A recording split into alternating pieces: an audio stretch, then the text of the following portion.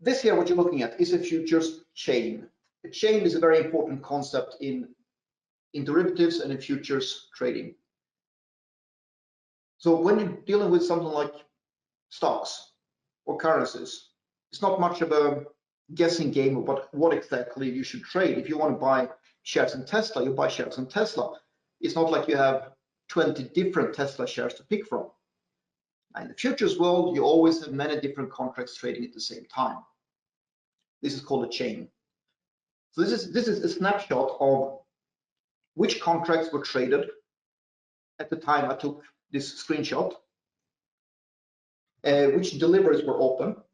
You can take a position in any one of them, and each one expires at a different month. And we can see here in the first column when each contract expires. The second column shows your price. It says last year, the last paid price. The really important thing here to notice is that they are different.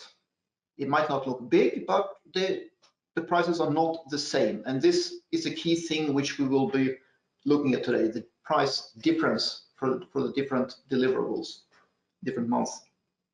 We see the first one here, November 2019 contract was last paid 1473 spot 3.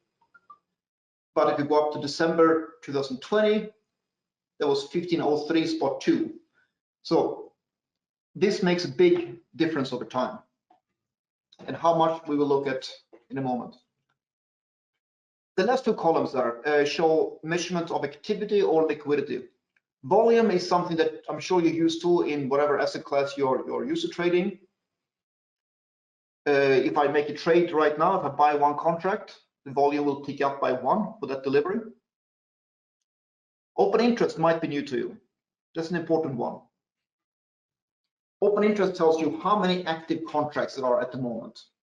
So if I buy one contract right now, meaning somebody went short the same contract, open interest ticks up by 1.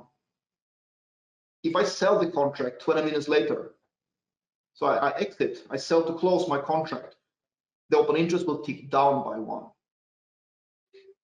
So it shows how many actively open contracts in each. And as you see here, one contract has overwhelming amount of activity, and that is the case most of the time.